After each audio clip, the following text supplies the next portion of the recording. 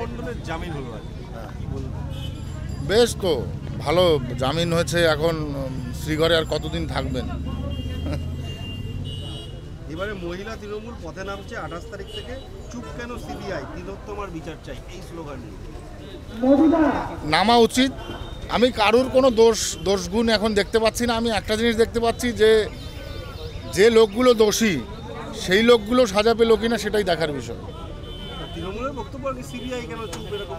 CBI চুপ কেন হবে? সিবিআই চুপ থাকার তো কিছু নেই। সিবিআই তার ইনভেস্টিগেশন করছে, দেখতেই পাচ্ছি। আরজিকর কাণ্ডে ফের মোড় ঘোরানো তথ্য, তিলোত্তমা বিভাগের ওষুধ কেনায় গরমিলের ইঙ্গিত, চেস্ট মেডিসিনের ইনহেলার ক্রয় অস্বাভাবিকতা, স্বাস্থ্য ভবনে অনুমোদিত বিভিন্ন সংস্থার ওষুধ রিস্টা থেকে আনা হতো।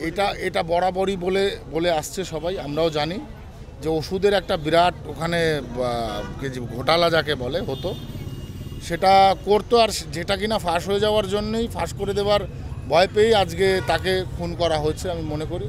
তো এরও সত্যতা বেরোবে।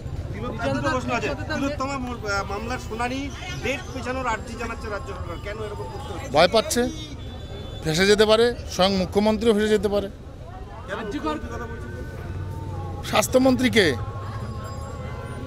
ভিন গ্রহের মানুষ তো স্বাস্থ্যমন্ত্রী নয়, বা ভিন রাজ্যের লোকও স্বাস্থ্যমন্ত্রী নয়, স্বয়ং মুখ্যমন্ত্রী স্বাস্থ্যমন্ত্রী। তো তার ফেঁসে না যাওয়ার কি আছে? সে তো প্রথমে ধামাচাপা দিতে চাইলো, সন্দীপকে তো সে ধরাতে চাইলো না। সে তো হয়েছে আগে। আরজি করে ভেতরে খনন কার্য চললো, বাথরুম ভেঙে দিল, এগুলো হয়েছে না?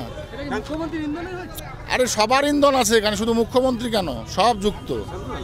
মিলন সর্দার নামে বারাসাতের 2 নম্বর ওয়ার্ডের কাউন্সিলর, যে কিডন্যাপিং এর কেসে ধরা পড়েছে, সিআইডি ধরেছে এবং এক ব্যবসায়ীকে গ্রেফতার করেছে, তাকে কিডন্যাপ করে নিয়েছে, 9 কোটি টাকা মুক্তিপণ নিয়েছে এবং তার এলাকায় দেখা যাচ্ছে প্রায় 10-12টা বাড়ি সে নিজে কিনেছে 5 বছর 10 বছর কাউন্সিলর থেকে। কি বলবেন? না, চুনোপুটি সম্পর্কে আমি বেশি কিছু বলবো না, তবে টিএমসির যে ঘরানা, সেই ঘরানা যে এটাই গিয়ে পৌঁছেছে, এটাই দুঃখজনক, এটাই পশ্চিমবঙ্গের কাছে বেদনাদায়ক। সাধারণ মানুষের এটা বোঝা উচিত। সাধারণ মানুষ বুঝে যে পরিবর্তনটা করবে সেটাও করতে পারছে না, কারণ সেইটুকু মেরুদণ্ড তাদের ভেঙে দেওয়া হয়েছে 500 টাকা 1000 টাকা দিয়ে।